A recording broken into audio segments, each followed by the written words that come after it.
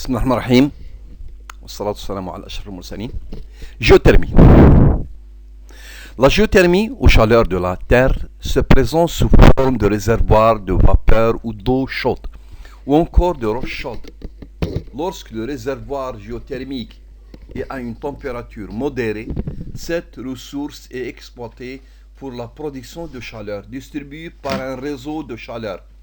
Il est particulièrement développé dans les bassins albiens pour le chauffage urbain. Lorsque la température du réservoir géothermique est plus élevée et permet de produire de la vapeur, il est possible de produire de l'électricité.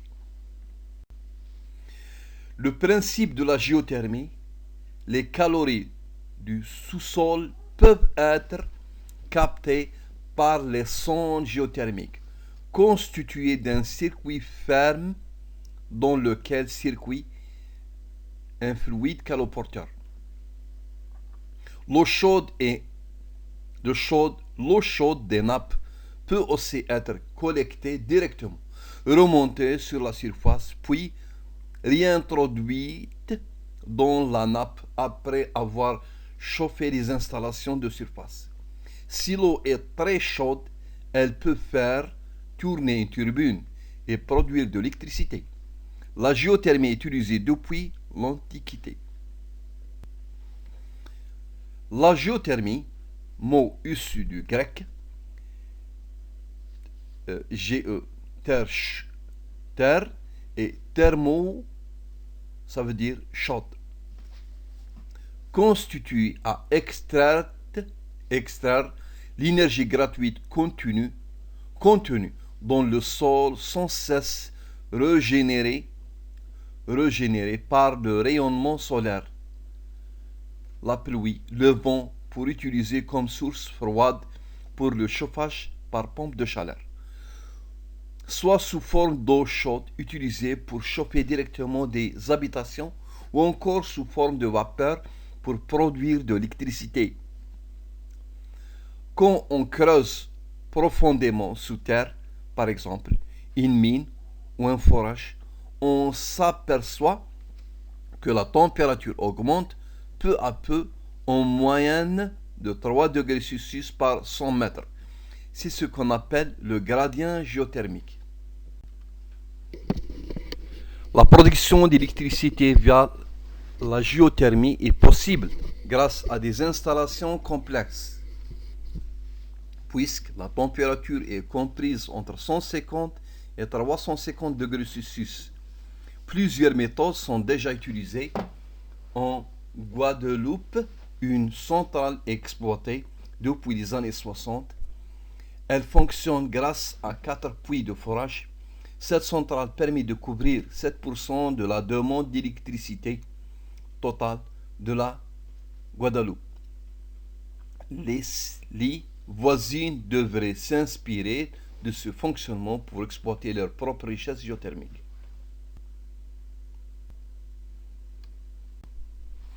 Le principe de la géothermie basse énergie est utiliser les réservoirs d'eau chaude sous terre pour récupérer une partie de cette chaleur.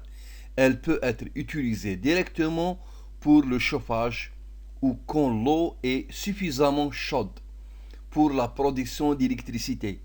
L'eau chaude géothermique était déjà utilisée dans l'Antiquité, en Chine, au Japon et à Rome pour les lavages, les bains et ses vertus thérapeutiques.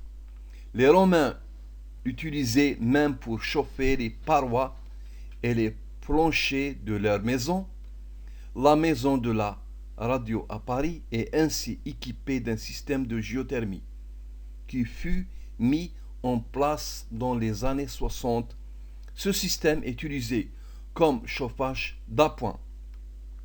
C'est l'eau de l'Albien, puis à 600 mètres de la profondeur, à 27 degrés, qui permet de chauffer en partie ce bâtiment. En ce qui concerne la géothermie, très basse énergie ou de surface, pompe à chaleur, ce n'est qu'au début du siècle que les premières expériences furent tentées. Ce n'est que dans les années 1970 qu'aux États-Unis et au Canada, les premières maisons furent équipées de ce système.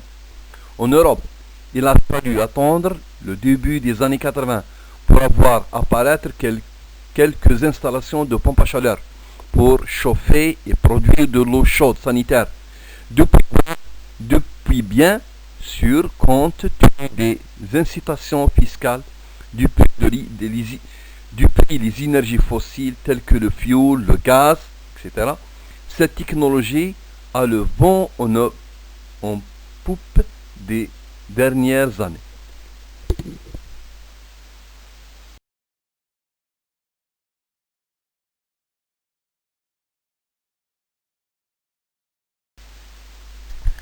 Le tableau suivant montre les 4 catégories de la géothermie.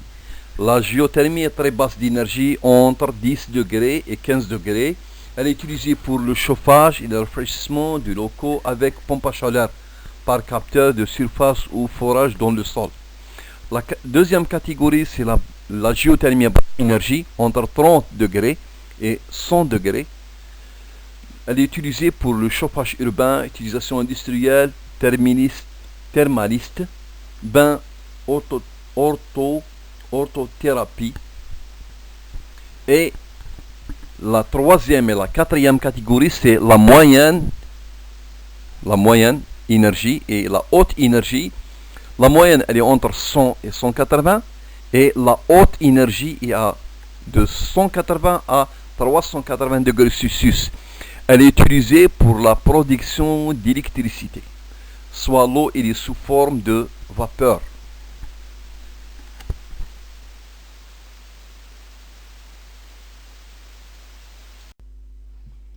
L'énergie géothermique, très basse, à basse énergie, utilise l'énergie du sous-sol pour produire de la chaleur, soit de façon indirecte grâce à des pompes à chaleur pour enlever le niveau de température très basse énergie, soit de façon directe, basse énergie, la géothermie à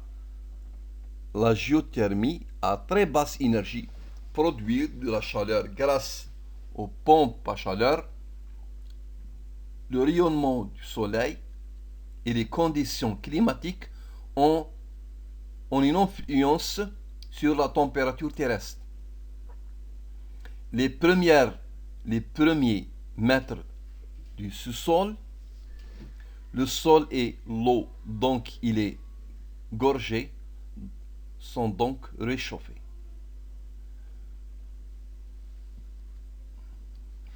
Si une pompe à chaleur est un réfrigérateur à l'envers, une pompe à chaleur à l'envers est un réfrigérateur. Cette énergie peut donc assurer non seulement la production de chaleur en hiver, mais aussi la production de froid en été. On parle alors de pompe à chaleur réversible. Elle est équipée d'un dispositif permettant d'inverser le cycle du fluide frigorigène. Le condensateur devient l'évaporateur, l'évaporateur devient condensateur, et la pompe à chaleur puise alors des calories dans le bâtiment pour le rejeter dans le sol. La maison est climatisée. La géothermie à basse énergie, utiliser directement la chaleur du sous-sol, la chaleur du sous-sol augmentée au fur et à mesure que l'on s'enfonce. Ainsi, si les premiers mètres du sous-sol sont réchauffés en partie par le rayonnement solaire, au-delà, l'énergie du sous-sol provient de la chaleur stockée depuis des millions d'années dans l'encorce terrestre. Ainsi, selon les zones géographiques, on peut atteindre des températures de 80 degrés à 1000 mètres de profondeur. Cependant, pour avoir exploité cette chaleur directement, il faut que les roches soient assez poreuses, fissurées, pour être gorgées d'eau. Car si l'eau que l'on utilise pour exploiter la chaleur est profonde, plus de 200 mètres, pour atteindre une température importante, supérieure à 60 degrés. Ces zones géologiques sont appelées aquifères profondes. Il est alors possible d'alimenter un réseau de chaleur par simple échange.